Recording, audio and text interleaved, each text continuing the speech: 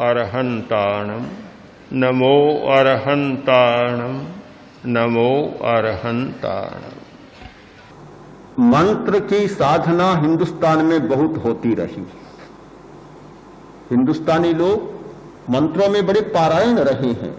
वैदिक परंपरा में, जैन परंपरा में, बौद्ध परंपरा में शाबर मंत्र, दूसरे दूसरे प्रकार के मंत्र बहुत चलते रहे हैं।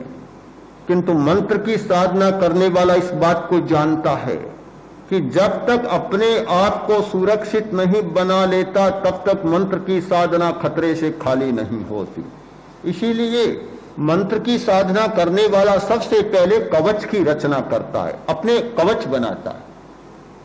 शरीर के चारों तरफ एक कवच रचना करता है और कवच बनाने के बाद फिर बाहरी उस पर कोई आक्रमण नहीं हो सकता। जैसे आप प्रेक्षा ध्यान करते हैं, एक एक शरीर पर, सिर पर, ललाट पर, आंख पर, कान पर, एक एक अवयव पर ध्यान करते हैं, वैसे ही मंत्र की साधना करने वाला एक एक अवयव की सुरक्षा करता है। तो अमुक देवता मेरे सिर की रक्षा करे, अमुक मेरे ललाट की रक्षा करे, अमुक मेरी आंखों की रक्षा करे।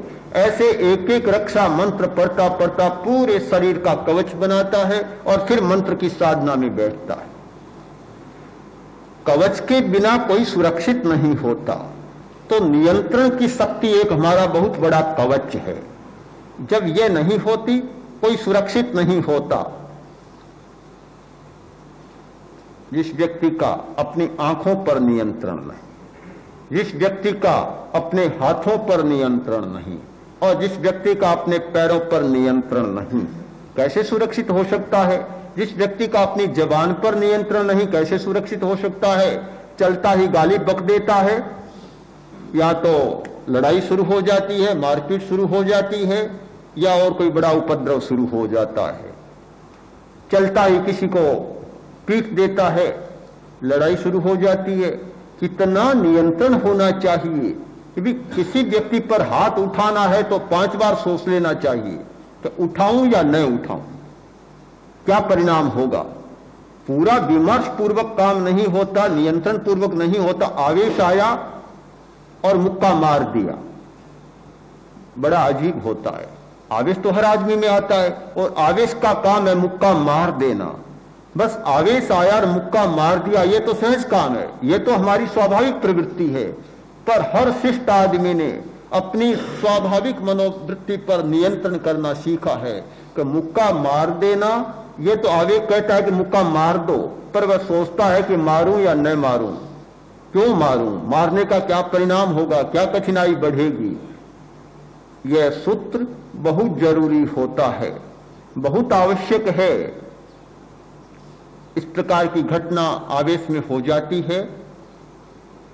अभी अभी ये घटना सुनी, किसी आरक्षी ने कुछ ऐसा किया, आखिर कैसे समेटना पड़ा अधिकारियों को, उच्च अधिकारियों को कैसे समेटना पड़ा कि बड़ी विचित्र स्थिति बनती है।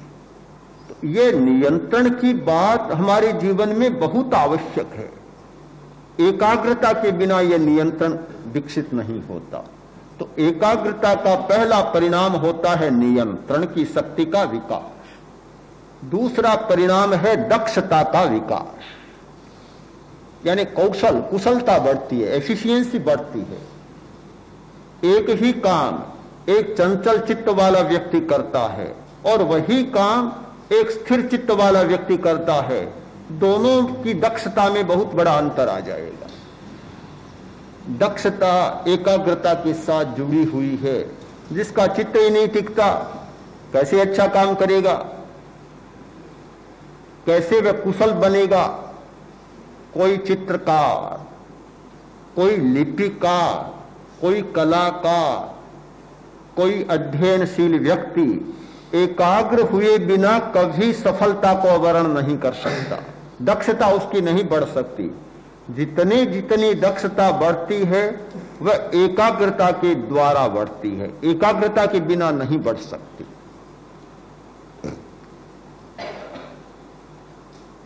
ये दक्षता का विकास करने के लिए बहुत बड़ी साधना करनी होती है।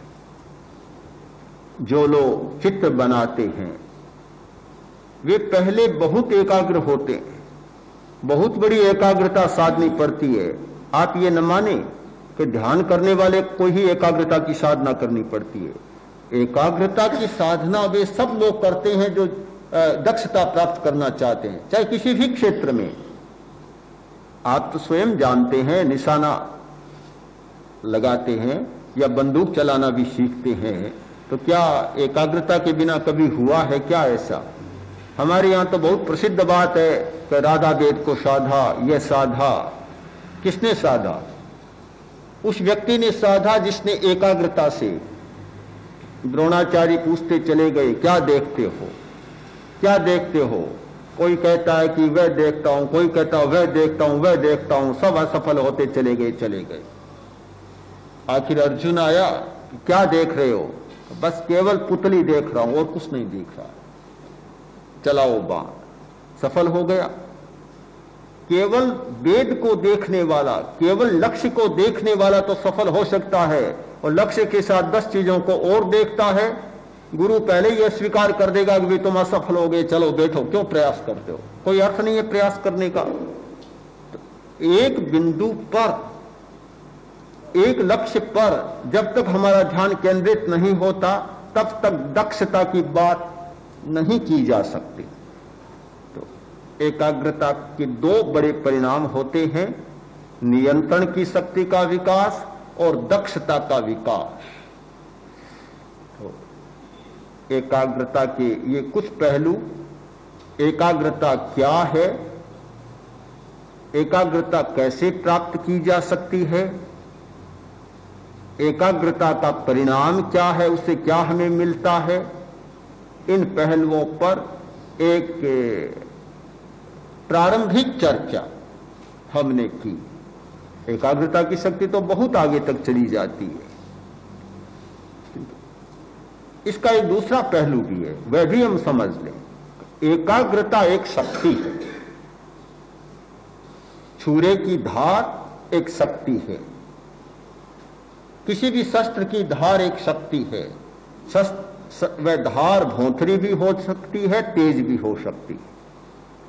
शस्त्र की धार को तेज करना एक बात और उसका उपयोग करना दूसरी बात है। एकाग्रता की शक्ति का दुरुपयोग भी हो सकता है और अच्छा उपयोग भी हो सकता है।